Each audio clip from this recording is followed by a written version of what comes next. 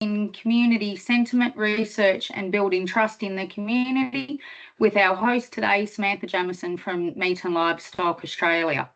So I'm Stacey McKenna. I'm the Australian Chair of Meat Business Women.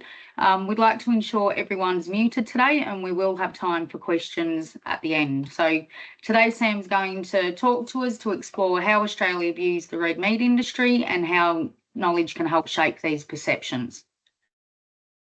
Before we move into this, I just want a quick thank you to our partners who continue to support us in our work to ensure the sustainability of our sector by attracting and retaining the best possible talent. We're here to inspire all women, build an empowered, connected community and provide the tools needed for success.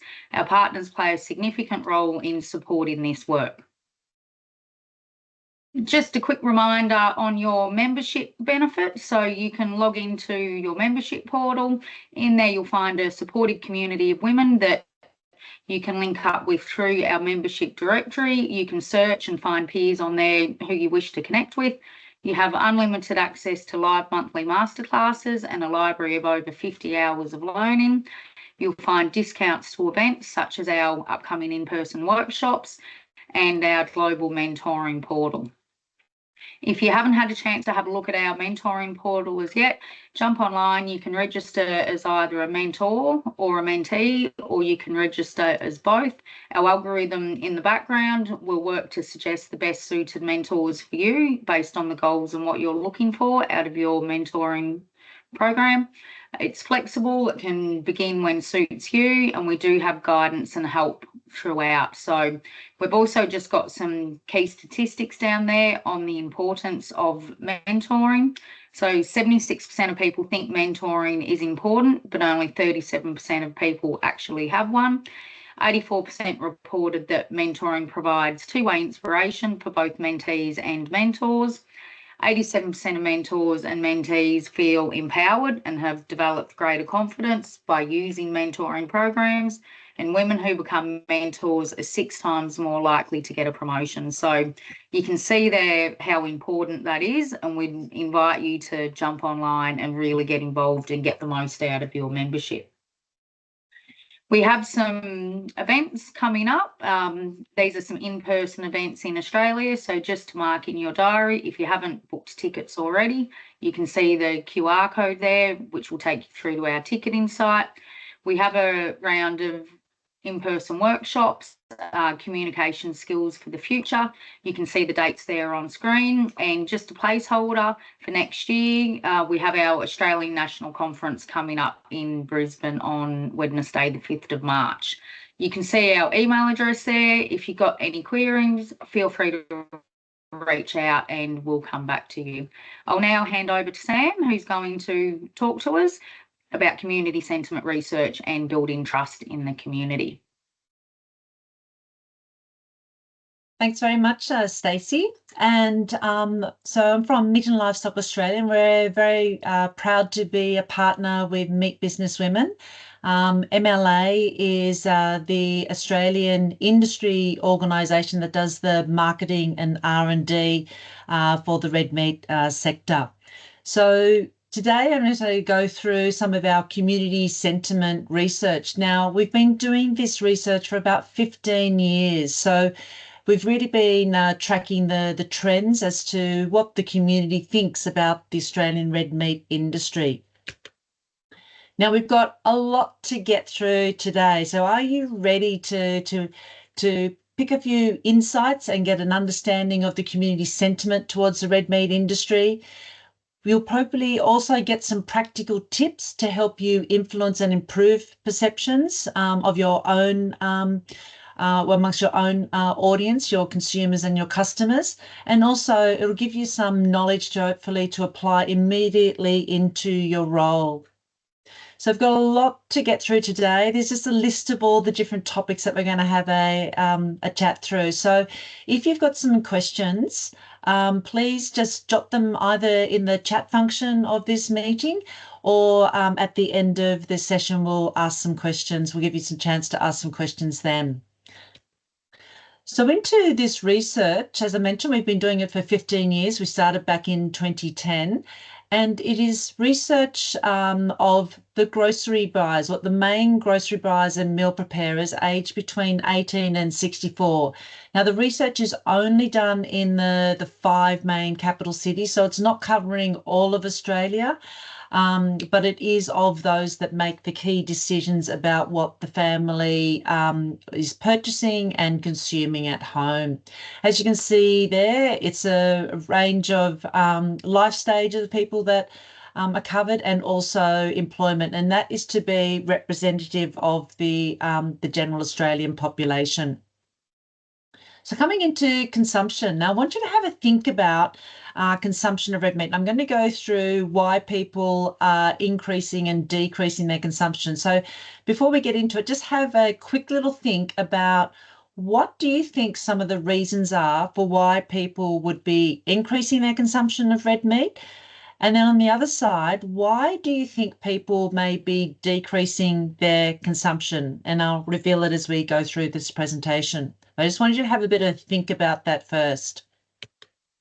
As I mentioned, we've been surveying this for about 15 years, well, exactly 15 years. And you can see here that the green is those people that are saying over the past 12 months that they think that they may have increased their consumption of red meat. And the red is those that think they may have decreased their consumption over the past 12 months. And anything in grey in this research means that they're either indifferent, or in this case, that they haven't had any change in red meat consumption.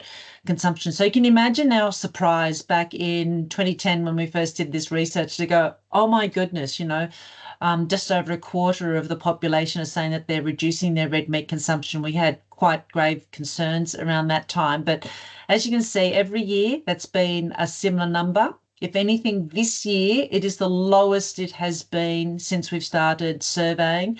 And then pleasingly, the number that is saying that they're increasing, it's the highest number that are increasing their consumption.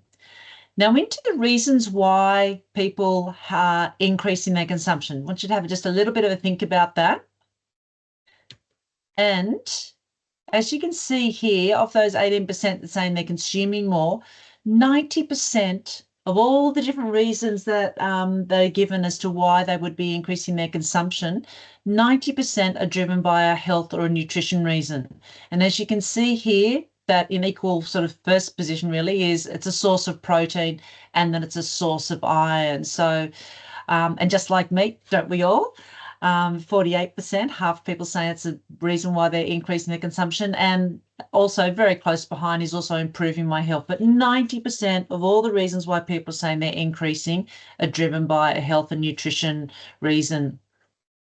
And looking into those that are actually increasing their consumption, we've broken down sort of the demographics to have a look here. And you can see it's actually a younger person that is looking to increase their consumption. So that 18 to 34-year-olds are the ones that are more likely to be increasing their consumption. Now let's get into those that are decreasing.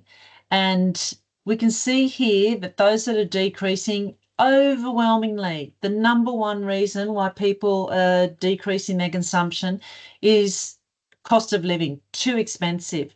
And when we talked to the researchers about this, they said across all different categories, didn't matter whether it's a food item or not, the number one reason for why people are making a change in their habits has mostly been around the cost of living and an item or whatever they're looking at as being too expensive. So it's not surprising here, because we have had the price of red meat increasing over the past few years. It has decreased in the last 6 months or so.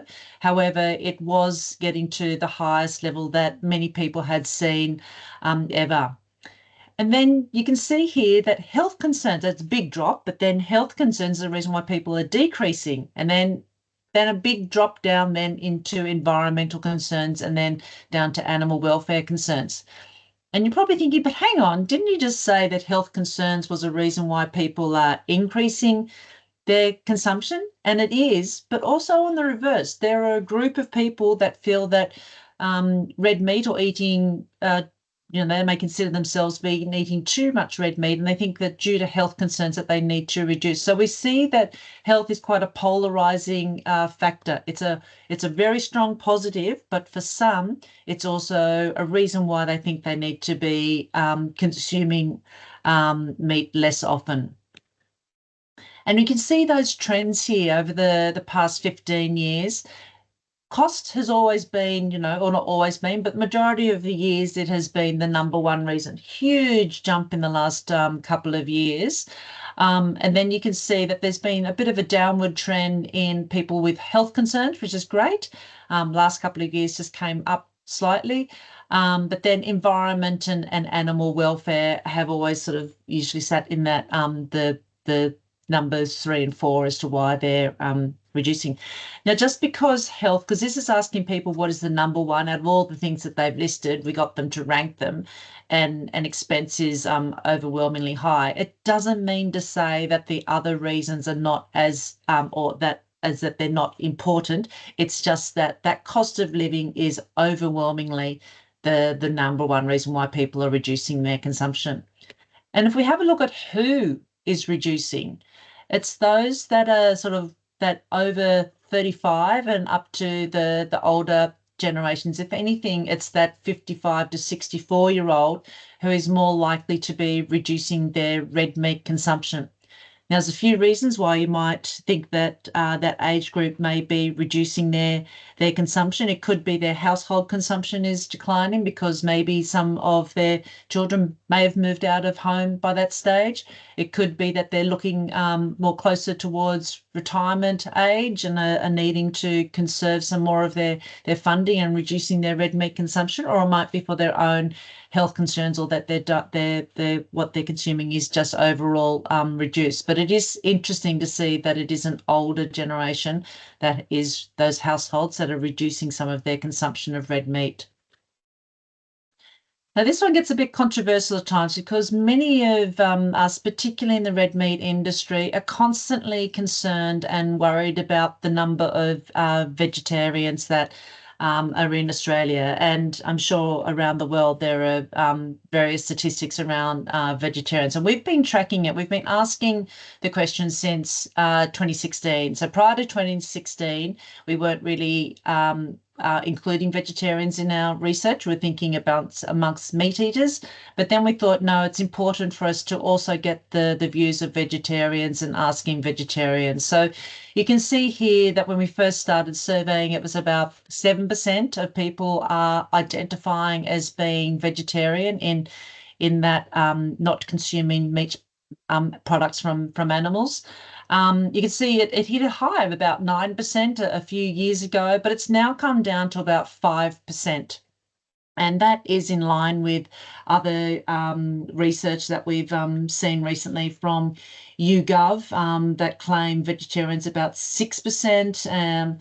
And so it's similar in line to our figures. But what's good to get out of this is that we can see that the numbers that are pure vegetarians are continuing or have declined a bit and are fairly stable at the moment at around 5%. But what's more important, rather than worrying about the percentage that are vegetarians, we've also asked as a separate question, have you been vegetarian in the past? Of the meat eaters, have you been vegetarian in the past? And that 20% up the top represents that percentage. So people who are now red meat eaters, but they have said that they've been vegetarian in the past. So we wanted to learn from them, why did you stop eating red meat in the first place? And then secondly, why did you come back to red meat? And you can see here that for many, for that 20% of people, they can say that, well, I just wanted to try the vegetarian diet. But then it gets into areas around animal welfare concerns, concerns about health, and concerns about environmental reasons, and then down to, budget. I was a bit worried about the cost of red meat. Then we get into, well, why did you come back to red meat? What was it that drew you back to consuming red meat again? Craving red meat. Now, don't we all? We all crave red meat. So they gave it a go, but they found that it wasn't satisfying their diet, so they wanted to eat red meat. But then just as important, or almost just as important, is that they started having health problems, that the vegetarian diet was not giving them all that they needed to maintain their health.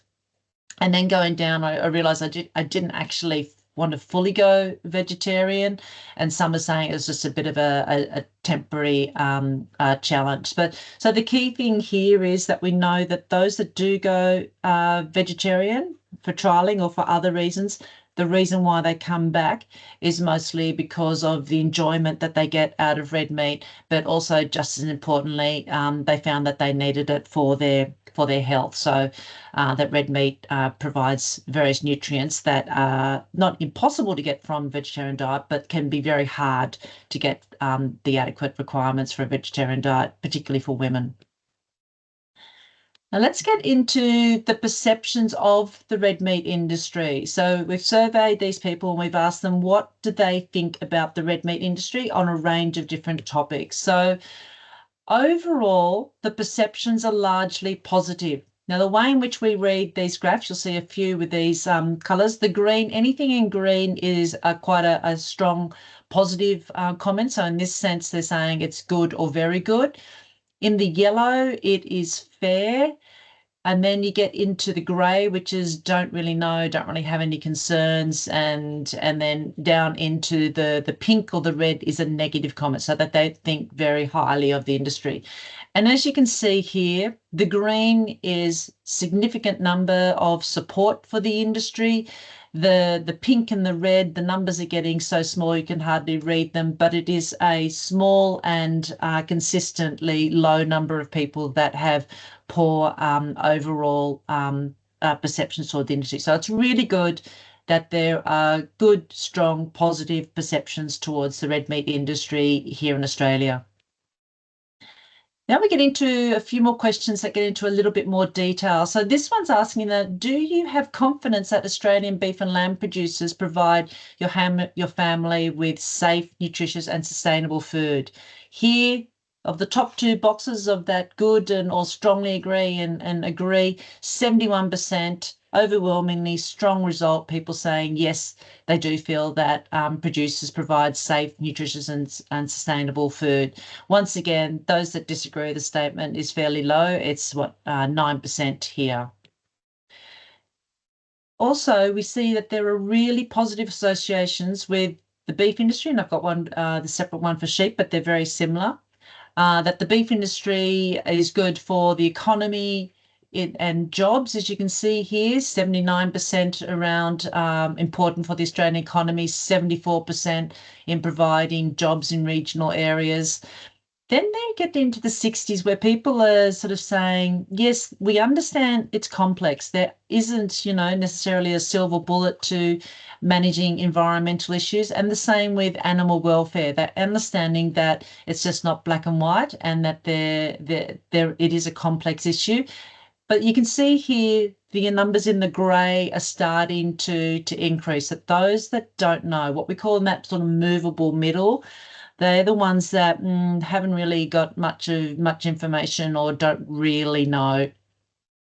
And as we get down into regulation of the industry, and that the industry respects and listens to the community concerns, and thinking that the industry would be prepared to change, these numbers are getting into the 40s. So whilst the numbers in the negative are starting to increase, but here we can see those that are in the grey, we're getting almost similar numbers of people who don't really know, haven't got much information. So we see that there's a lack of knowledge there. And people that could be persuaded either way. If they hear some negative, they may think negatively. If they hear some positive, they may think positive. But they are what we're calling that movable middle. And that is an area where we feel that we need to be providing, we need to be sharing more information with the community so that they have some information and can feel more positive towards the industry. But that's a focus, an area that we do need to continue to focus on, in being seen to be open and transparent and willing to make change, and that we have enough systems and processes in place to assure the community. Now I'm getting into a bit more detail around perceptions towards the animal welfare and the humane and ethical production of red meat. So here in red, we've got Australian cattle are raised and farmed in a humane manner. You see here, this is just tracked back to 2017. And in general, those that are reacting positively to that statement for cattle and lamb, or beef and lamb, have increased around the 2020 and then have been relatively stable. Breaking that down into the boxes where we can see those that are disagreeing with that statement. Once again, over the past, what's that, not quite 10 years, but over the past since 2017, we can see that those that are disagreeing, fairly stable, and those that agreeing that the industry does have humane practices are stronger. But we've still got, a third of the population who really don't know. So that's an opportunity for us where we need to communicate with those groups that don't really know. Similar perception for sheep, as you can see there. The numbers have increased, the positive has increased, the negative has remained the same, but there's still a lot that don't know. Now, whilst we in the red meat industry, we're constantly thinking about how beef and lamb is produced, and it's our job, right? So every day we're thinking about it. But when we ask the community over the last month, have you thought about, and then we've asked them the question. So this one's here, have you thought about beef production? We've got 24% of people have thought, oh, yeah, I've thought something about it, and a smaller percentage of those that have thought about lamb production. So in other words, it is not top of mind. It is not something that people are thinking of on a regular basis. They may have thought about it once in the last month. And when we ask them, well, when you are thinking about it, what sort of things have you been thinking about? And you can see the dark green here. This is the most recent research.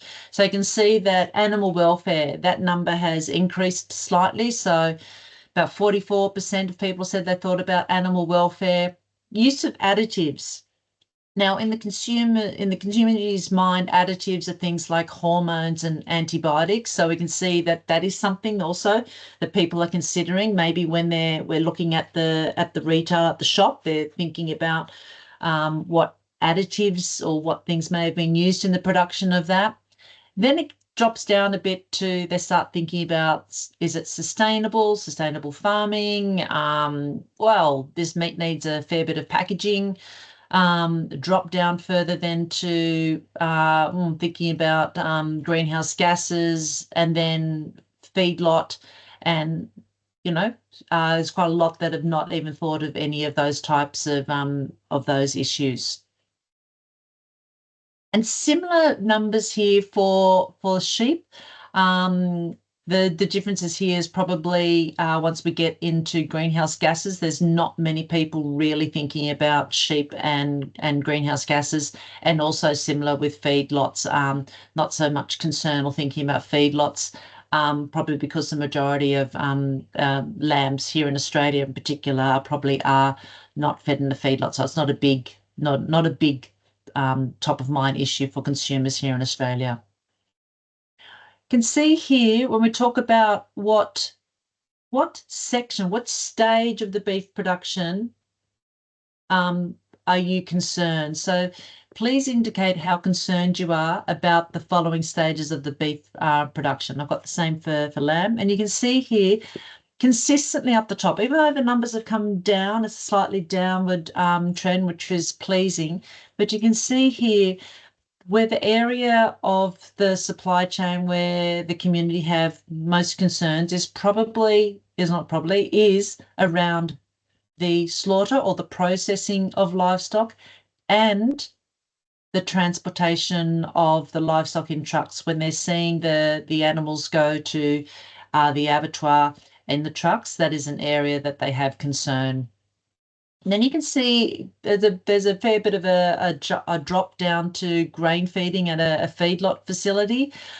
Pleasingly for those that are in the grain-fed sector, we can see that number has dropped a fair bit since we first started asking these sort of questions. So it was 43%, jumped up to 47% at one stage, now down to 27%. And it has been that for the last 3 years. So that's really great for the feedlot sector. I know that here in Australia, they have been doing a fair bit of work on communicating via social media, really trying to be much more active about sharing their knowledge, sharing their stories about what they're doing in the feedlots and the systems and regulations that are in place. And you can see here then down below, it's concerns around animals on farm. It has fluctuated up and down, but it's relatively stable, I think you could say, over the wave. So it's a lower level of concern, but still there are some concerns. Similar story for sheep production. You can see here downward trend in that slaughter and processing, and then the transportation in livestock. It's gone down for feedlots and then on farm. So pretty similar story for both sheep and cattle. Now we're asking them, well, how are you feeling? How do you feel about eating red meat? So we've asked them, this question is, when it comes to red meat, how strongly do you agree or disagree with the following statements? We've asked a range of statements. So this statement is, I try not to think about the production of red meat. I would rather not know. So we've seen here that the average red meat consumer would prefer not even to think about how red meat gets on their plate. They just want to know that it is safe, nutritious, and has been slaughtered humane. So it's really positive here that the majority, as we can see, those that are in the green, it's 46% of people are saying that they don't prefer not to think about it. 33%, so still it's about 1/3, don't really know. And there's about 20% who disagree with that. So there's about 20% of people who really want to know much more detail about how red meat gets onto their plate. As you can see here, it's got that people just want the assurance that cattle and sheep are slaughtered humanely. They just don't want to feel guilty. So this question at the top, you've got 61% are saying, I don't want to know how cattle and sheep are slaughtered. I just want to know it's humane as possible. But you still got here, what's that, 16% that disagree with that. So we've got 16% of people here that are saying they want to know how they're slaughtered. 23%, not quite sure, but 60% just don't need to tell me, just let me know, just reassure me that it's humane and that's enough for me. And then we've asked people about guilt. And we can see here once again, almost 60%, so 59% of people saying, I just don't want to feel guilty. Don't bother me too much about all the details. And I just don't want to feel guilty. 27%, so almost a third or a bit over a quarter, like, not sure.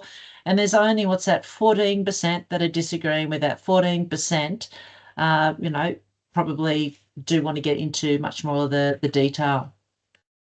Now here, we've asked them, when it comes to red meat, how strongly do you agree or disagree with this statement? And so I feel guilty eating red meat. Here in the green, 26% are saying, actually, I do feel guilty eating red meat. So that has decreased since we've started asking this question just a few years ago, back in 2021. So the number has decreased since 2021.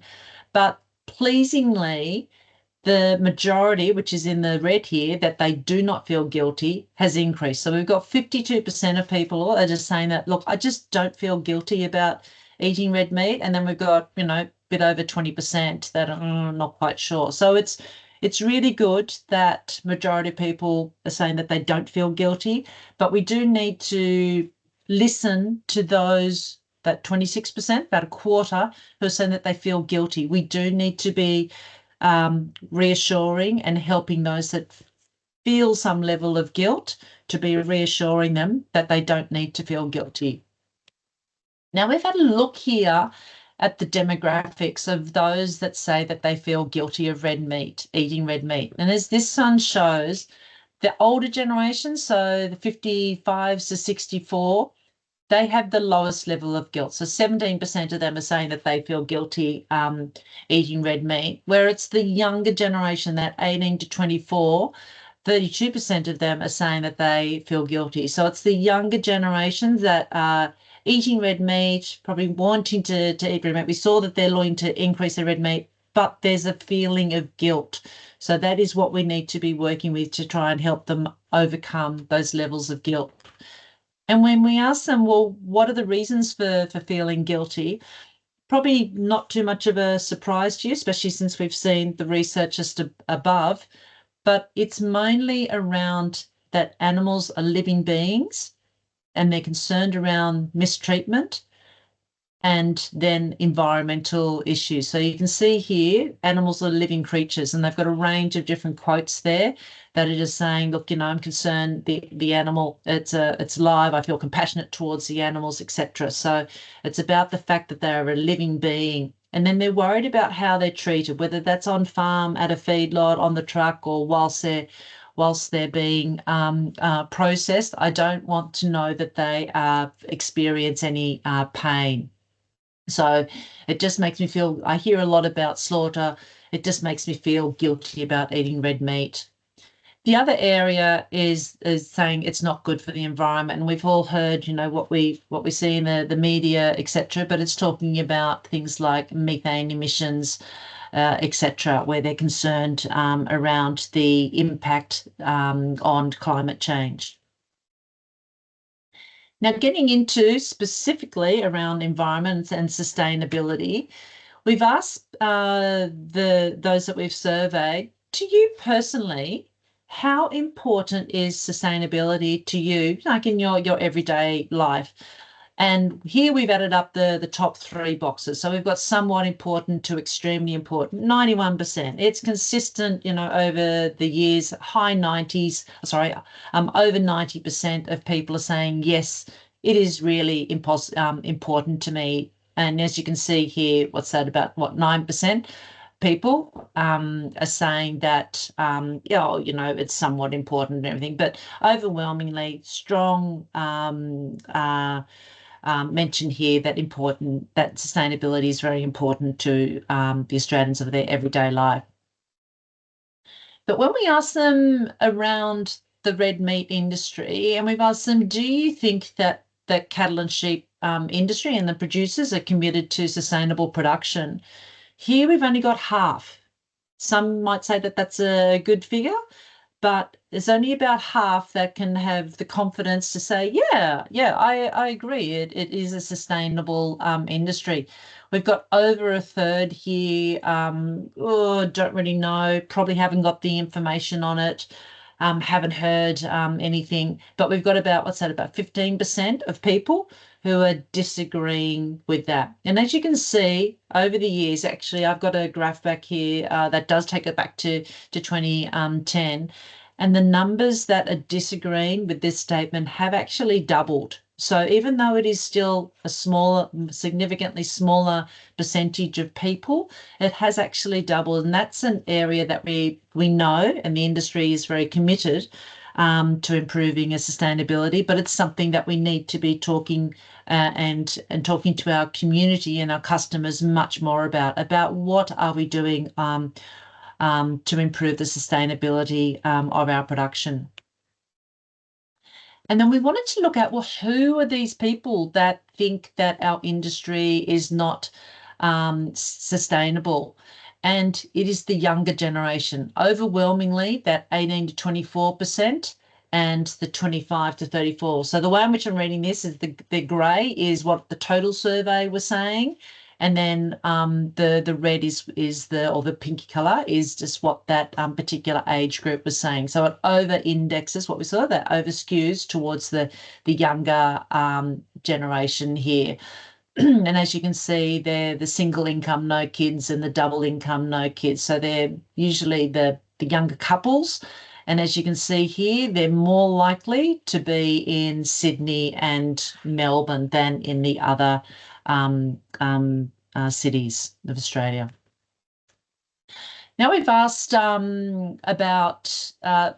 asked quite a few questions around sustainability from different angles. So a lot of this sort of seems similar, but it is just asking it from different angles, so we can sort of see what aspects are the community concerned about. So this one here, you can see they've got beef and sheep respondents. I'll just read out the beef ones here. So you can see that Australian beef is environmentally friendly and sustainable, 41%. But whoa, look at that grey in the middle, those middle. They're ones that go, whoa, don't know, either agree or disagree. So that is what we see as a huge opportunity for those people that just don't know, to provide them with some information. We can see here that those that think that we're doing all that we can to reduce our environmental impact. So are we taking action? Once again, only 40% are confident to be able to agree with that, but 43% are sitting in the middle, not sure. So that's an opportunity for us to be able to share more information around what we are doing to ensure we are a sustainable industry. Then we get into a bit more around greenhouse gas emissions. So less than half of those surveyed think that farmers are reducing greenhouse gas emissions, similar figures to those before, with quite a lot of people not knowing what the industry is doing, don't agree or disagree with that. Now, for some of you, or hopefully all of you on this call, are aware that the Australian red meat industry made a commitment or set an aim or a target to be carbon neutral by 2030. We set that back in 2017, so it's been going for a few years now. And so we thought, well, we'll start asking the community that if our industry was able to become carbon neutral and reduce net greenhouse gases to zero by 2030, how would that make you feel about the Australian red meat industry? And you can see here that the numbers that are saying that they would feel better about the red meat industry are quite strong. It wouldn't make a difference how I feel. Maybe they're ones that haven't got too much concerns around the environment.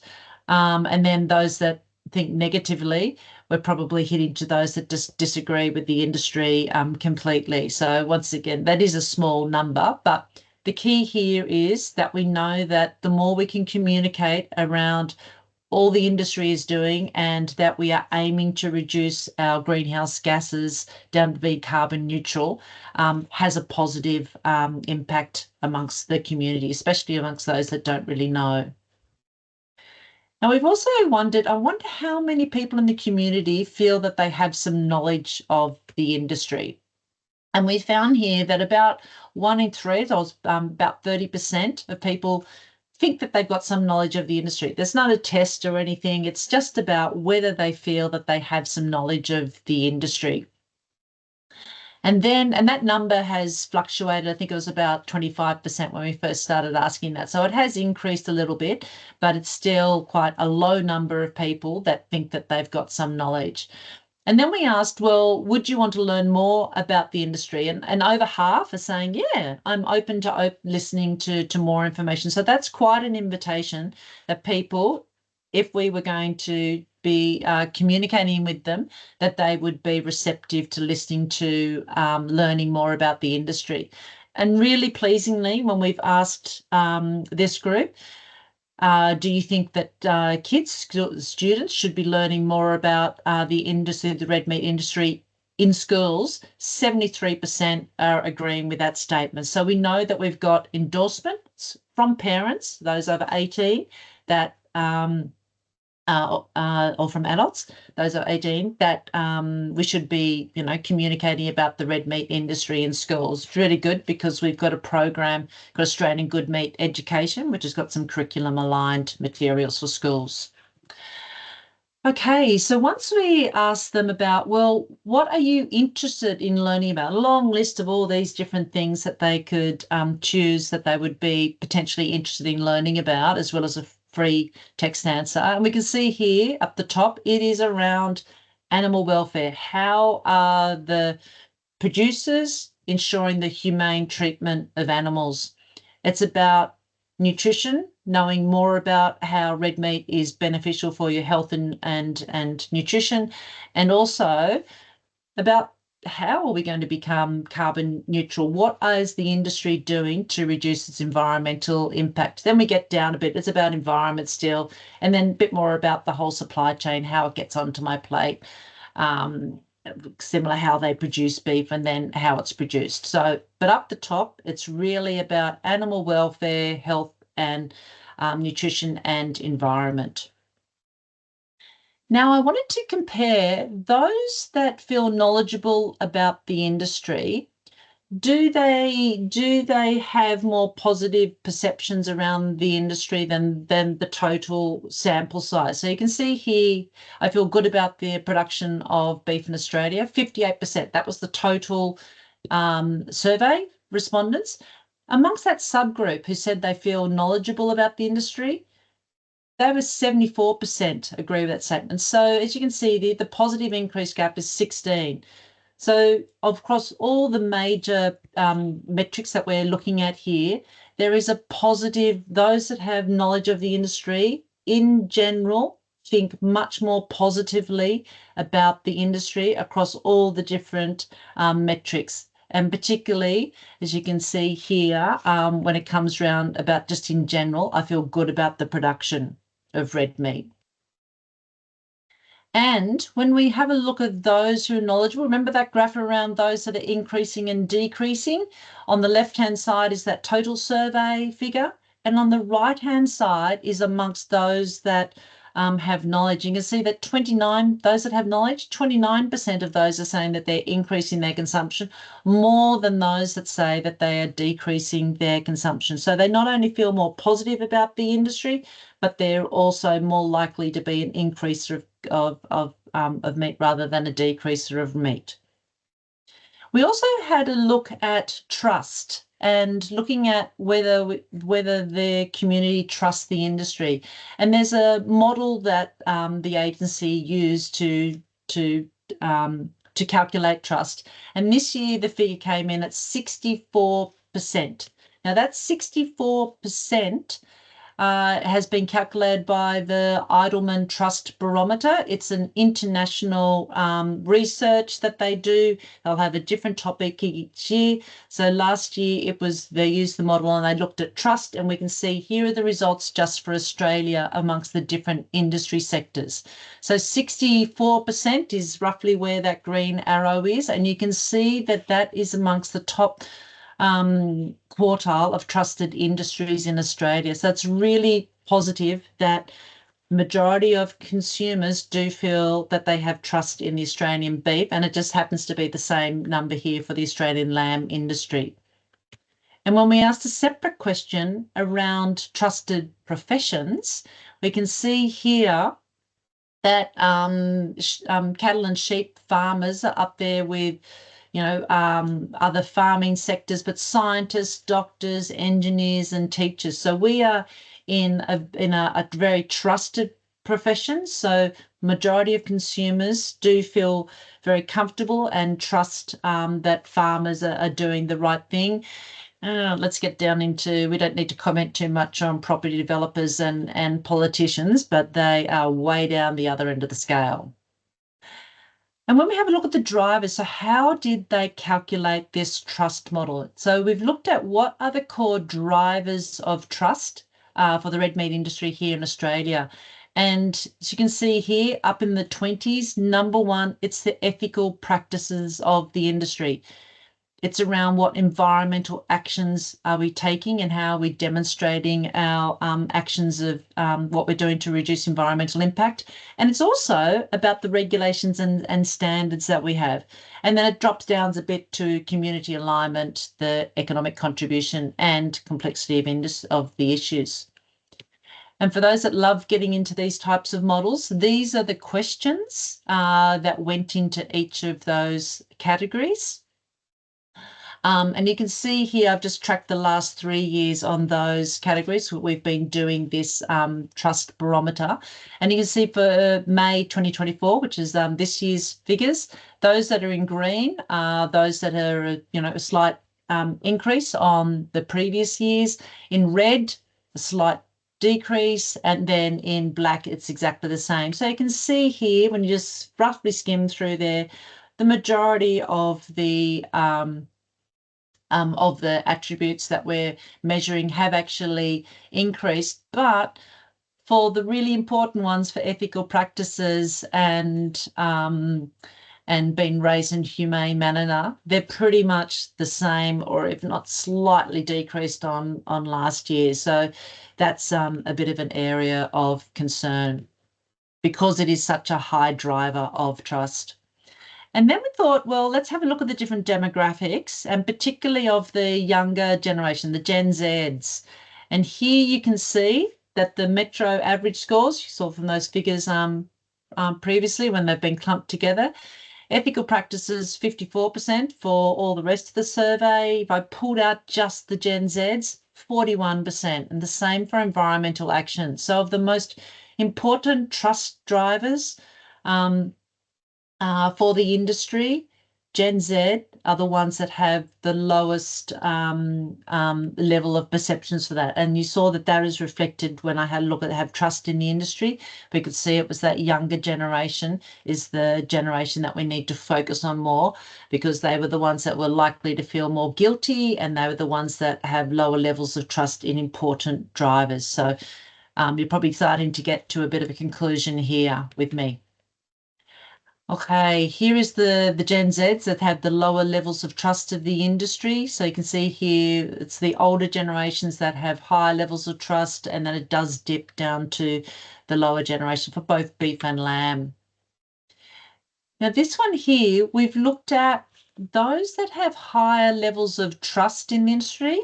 Bottom scale there is correlated with higher levels of consumption. So we've looked at those that say, I eat and consume red meat regularly at home. One's for beef, and then the other one, the yellow, is for lamb. And you can see here, the higher, if you trust the industry a lot, you are more likely to be consuming red meat very regularly at home.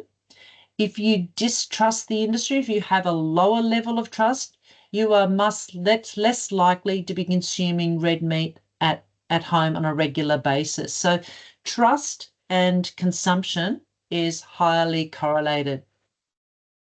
So you can see here, when I look at those correlations, there is very strong correlations between knowledge. Those that have better knowledge of the industry, we saw that they have better perceptions across a whole range of different attributes of the industry, that they have better perceptions. And we've seen how those perceptions feed into the trust model. And then we've seen that those that have higher levels of trust are also more likely to be regular consumers of red meat at home.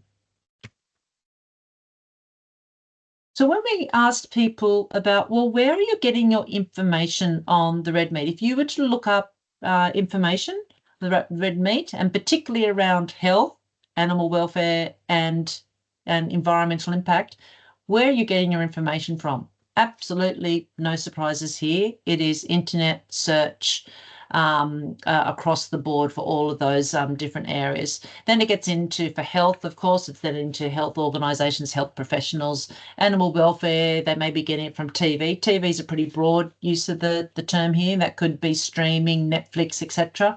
And then from industry bodies or organisations, and they may be thinking of RSPCA or MLA or other organisations. And around environmental impact, they're looking at industry bodies or bodies that they would look to for environmental information, and then TV. When we looked at these details, we're going to be looking a bit more into next year's research as well. When they say internet's research, whereabouts are they going to it? Because we know that younger generations are going more into social media platforms to search. So it's still internet, but we will look more into that next year. So hold that thought on actually which area of the internet, and we'll have more of that for next year. But just on the key insights, and for you to consider, what you could do in your own role and in your own company to help improve perceptions, maybe towards your brand or towards you as a producer. So we know that those increasing red meat consumption are more likely to be younger, and they're driven by health and nutrition appeal, especially protein, iron, and a corresponding rise in I just like meat. So it's about enjoyment, health, and nutrition. We do not have to worry about the vegetarians. As you can see, whilst the number increased a bit, it is fairly steady. It has come down a bit. But the key thing for us to take out of looking at the vegetarians is to understand those that had, been a meat eater and had gone to become a vegetarian, and then also why they came back. So just go more into those details, and you can see, once again, as I sort of noted, it's mostly around health and nutrition, enjoyment of red meat, and a bit of concern around environment.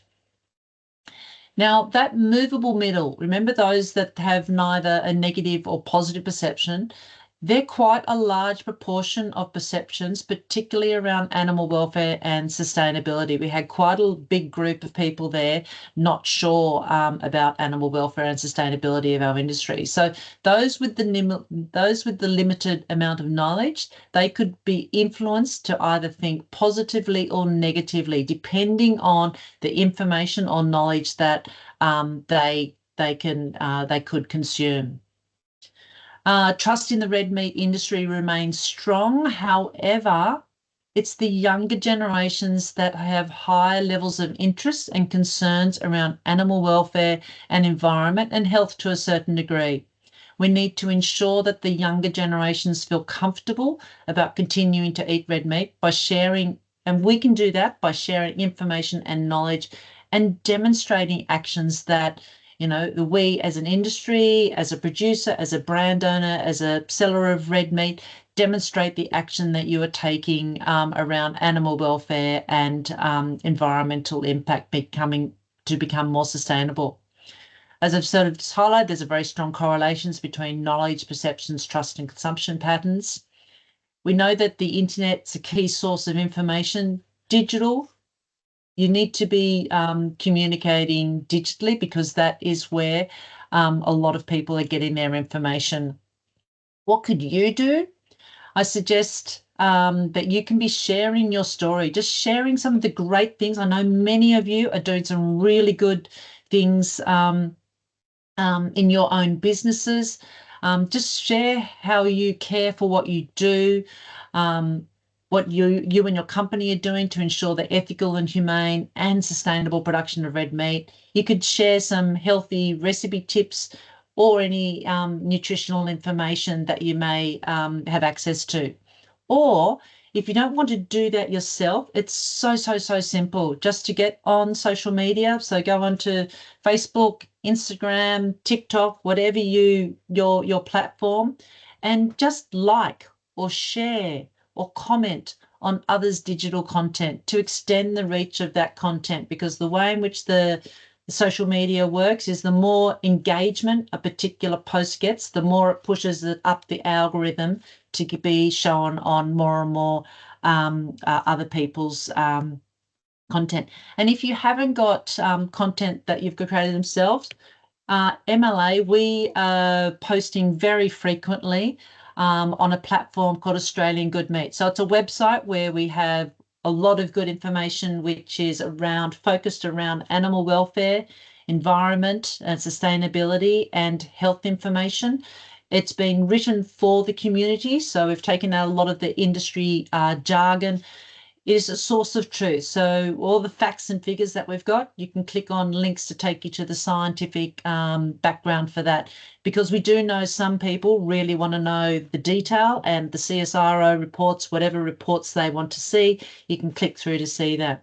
We're very active, as I said, on the social media. So if you're not already following or have seen Osgood Meat, just search Australian Good Meat on whatever platform and you will find us. There's a lot of information there that you could reshare, etc. We've also got a booklet and online facts around red meat, green facts. So that's on the Australian Good Meat website, just a tab, red meat, green facts.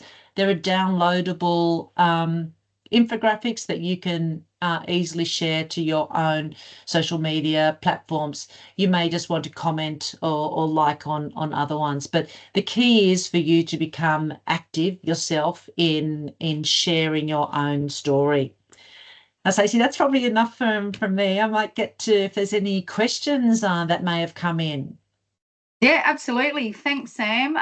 For me, I find that incredibly interesting, and thanks for your time today, but particularly those areas around why people are increasing or decreasing their meat consumptions and the reasons behind that being health and cost predominantly. So very interesting. Thank you.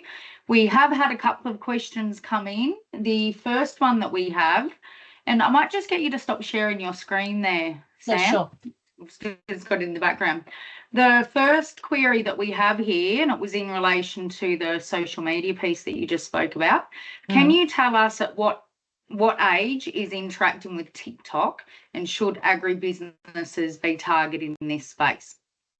Absolutely. Yeah. I'll jump into the second part of that. Agribusiness should definitely be targeting and getting active on TikTok. We had a presentation just the other day from a media agency, and it is continuing to increase the popularity of TikTok. And any of those have got teenage kids or younger adults, you'll see that is one of the go-to platforms for them. So it is really important if you want to reach that younger demographic. And as we've shown in the presentation, that is who we need to be talking to, particularly around animal welfare and environment. It is a really important platform to be active on. Now, through the Australian Good Meat, we have been working with social influencers that are on TikTok, and so we've been getting content into TikTok, but we're just about to launch a new TikTok platform for Australian Good Meat over the next few months. So we will be starting to become much more active ourselves in TikTok, but definitely something I think, that producers, brand owners, those in the red meat industry definitely get. It's something that you should be at least watching and active or resharing as much as possible. It's impossible. But also Instagram is important for the younger generations. That's also something that is used. Facebook, unfortunately, is more for my generation. It's the older people that are watching Facebook. So that's where you could share your recipes and all the stuff that reinforces more the older generations. But Instagram and TikTok are the place to be if you want to get the younger generations. And certainly for Meat Business Women, we find similar with Instagram. We haven't launched into TikTok as yet, but Instagram and LinkedIn are our most popular platforms. With Facebook significantly reduced numbers on there. So we'll have to keep an eye out for MLA's TikTok when it's launched. And for those interested, Meat Business Women are holding a masterclass webinar on marketing and TikTok in November. So those registrations are open. Members can jump online and sign up for that. We have got a second question come through here, and this one's around the discussion piece we were having against the percent of vegetarians. So is the sample size of the surveys large enough to represent the metro sentiment? So the MLA research is a sample size of 1,500, where Roy Morgan research data reports 12.1% of Australians are vegetarians versus MLA's 5%. And the Roy Morgan survey sample was 16,000 consumers. Yeah, that's a good question. It actually does come up quite regularly, and I have asked our Insights team previously to look into that for me because we were concerned their number, is double what we're reporting. So when I asked the guys, they did dig into the research, and it's research that's a bit old. It's 2019, I think, is the most recent one of their research. They've been doing it every few years, and their figure, it's different. Their research is actually a different base from what we have taken. So our research, as I mentioned, is amongst the 18 to 64-year-olds. They're the main meal preppers and shoppers for the household.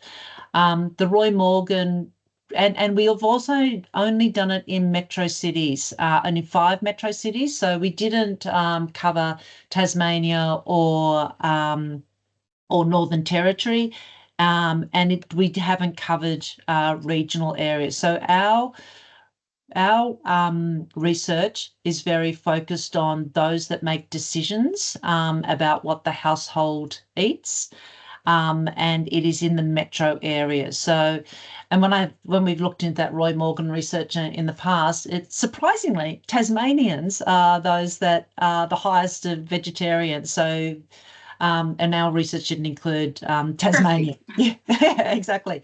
But I think when we have looked at our research, and also the Roy Morgan research, when they ask their question, theirs is broader. They've sort of said they've included vegetarians and those that occasionally eat red meat, whereas in our research, we have pulled it down to those that are purely vegetarian and that those that are not eating red meat, because we ask, are you vegetarian? And then later, which of these products do you occasionally eat? And red meat is within that. So we're taking that out. So we're not seeing that as a pure. So when you look down to our figure is looking at pure vegans and vegetarians. We've taken out the pescatarians, whereas the Roy Morgan ones include sort of pescatarians, so people that eat seafood. So it's a bit of a different base of what they are including and the way they've asked the question. It's a different geographical area. It's a different sample. Our sample size of 1,500 is statistically significant for the main meal preppers between 18 and 64 in those 5 major cities. So there's also been some other research. I'm just pulling it here that the guys found that have found that for us, that YouGov did a research amongst Australians just this year, and they found that 19% claim to be flexitarians. When you pull it down to who are vegan and vegetarian, they found that it is 6%, and that is excluding all animal products. So that's pretty consistent with our figure of about 5%, and our one was just amongst main meal shoppers. So we're quite confident in our figures. As I've said, the main thing is to be watching the trends. The trends is they're not increasing. Yep. Okay, great.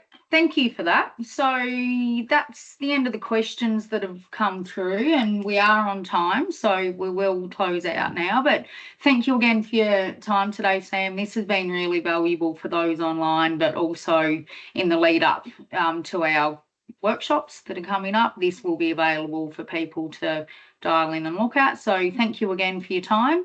We hope to see those online either in person or on future webinars, and we'll close out now. Thanks very much, Stacey. Thank you. Okay, thanks, Anne.